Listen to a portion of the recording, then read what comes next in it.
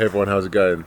Today I'm here in beautiful 40 Hall, and it's been 2 years now since I've got the A7IV. So it's been an amazing 2 years with this camera, to be honest.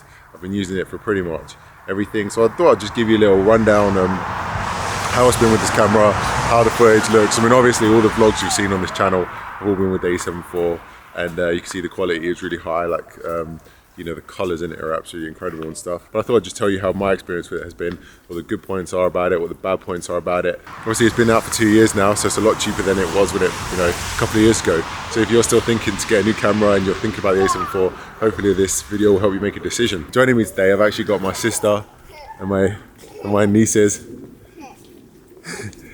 And like, we do this thing in the autumn where we just come to the forest and try and find some mushrooms, not to eat or anything, just to photograph and see what's about in the forest. So that's what we're going to do today. So I found some mushrooms here, first ones.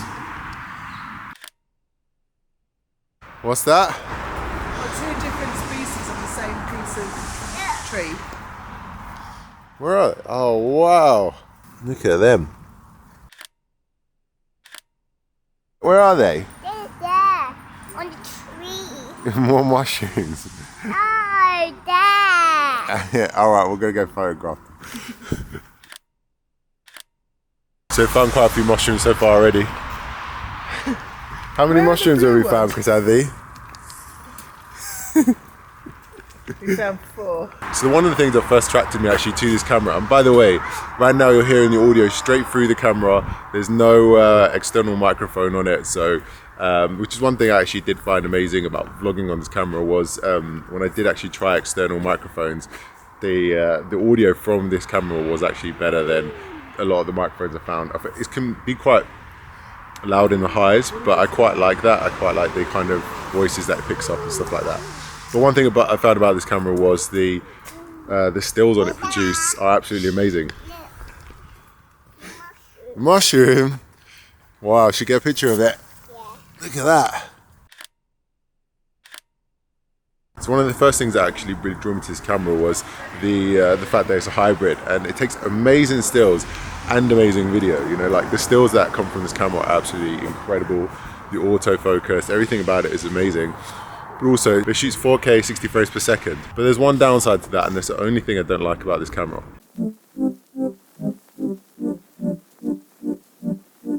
Louise is finding mushrooms everywhere. Number 6. One thing I hugely love about this camera though is the colour and the pictures that come off it. It's 10-bit colour, which means it captures 1 billion colours, which is absolutely huge. And as you can see, when you're colour grading it and you're in S-Log3, which I'm shooting in now, you know, the colours look absolutely beautiful. There's also so much dynamic range that it captures from S-Log3 as well. Apparently it has 15 stops of dynamic range. And you know, when I'm shooting out, like right now, it's obviously a really sunny day. And look, all the clouds and the picture is capturing absolutely amazing, but you know, obviously it captures so much detail still in my face. Green car like it. Woo! Yeah, moving too bossy, we don't tread softly, but not flossy, the streets didn't taught me, moving too bossy, we don't tread softly, but not flossy, the streets didn't. So because this camera is a hybrid camera, it has this quick and easy button where you can flick between video and pictures, which is really incredible as well. But actually, when I'm shooting an event or a lot of things, I try not to really shoot both at the same time. And the reason for that is a lot of the time I do have an ND filter on if I'm shooting video. Oh, see the deer, Chris? Wow, we just saw a big deer run across. Alright, Chrysanthemum's got scared because we saw the deer. Let's carry her. So you can get magnetic ND filters, which would make that hybrid feature a bit more easier to pull off. Good British countryside, look at that. This turned into a proper mission. What started off as quite a light walk has now turned into like some rained on workout where I have to hold this 3-year-old on my neck. But yeah, the only downside to this camera is the 1.5 crop on the 60 frames per second. I found that to be quite irritating, especially since sometimes I want to shoot wide spaces and I want to shoot them on the 60 frames per second. And obviously if I've got a 16mm lens on there, it turns into a 24, so it ends up not being too wide. So I have to then shoot it on 30 frames or 24 frames per second, which is quite irritating. So that's the only thing that's kind of made me want to have like a, you know, an FX3 or an A7S III to kind of just work around that. But if I'm not planning on shooting that wide, cars. then it doesn't really matter too much. My 2 cars. 2 cars, back of the car. But yeah, all in all, working with the A7IV for the last 2 years has been absolutely incredible. Like, I can't really recommend this camera enough. The only thing is, obviously, there's other brands now that kind of do shoot 4K without the crop.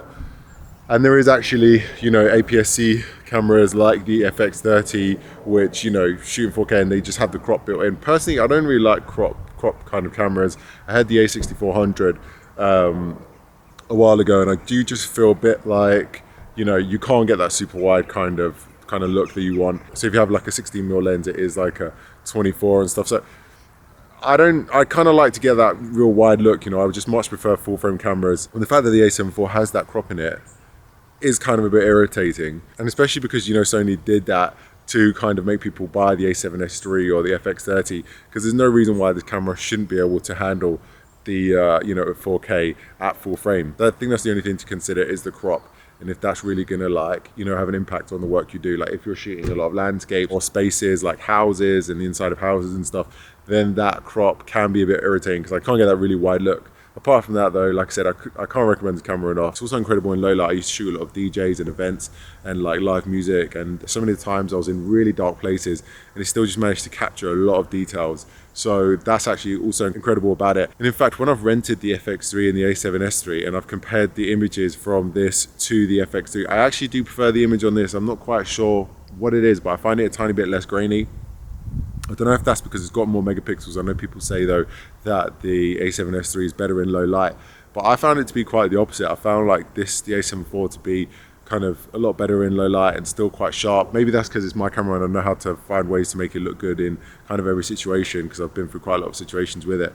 But maybe if I had the FX3, then I would kind of figure that out too. Another thing about the camera as well is it's full water sealed, and I have got it in really, really wet situations. I've gone through boat trips where the camera's actually been like soaked, like literally, you know, water being thrown over it. And it still managed to last, so that's another great thing as well. As like with just now, we just got completely drenched walking and the camera's fine, so that's another thing I actually really love about this camera. I think if you really look around at the moment, you can probably pick this camera up for just under $2,000, which for this camera I think is absolutely amazing. You know, as I said, like, you know, for stills and video, it's, you know, it really, really, really is an incredible camera. So I can't recommend it enough, and I can't imagine selling mine anytime soon. So I would definitely get this camera if you're looking for a camera to get. But anyway, I'm going to wrap this up because it's getting dark now. I need to go and dry off. Please comment your thoughts if you've used the A7IV. What you think? Would you rather just go straight for the A7S III or the FX3? And please subscribe, please like, and I'll see you in the next video. Thanks a lot. Moving too bossy, we don't tread softly, but not flossy, the streets didn't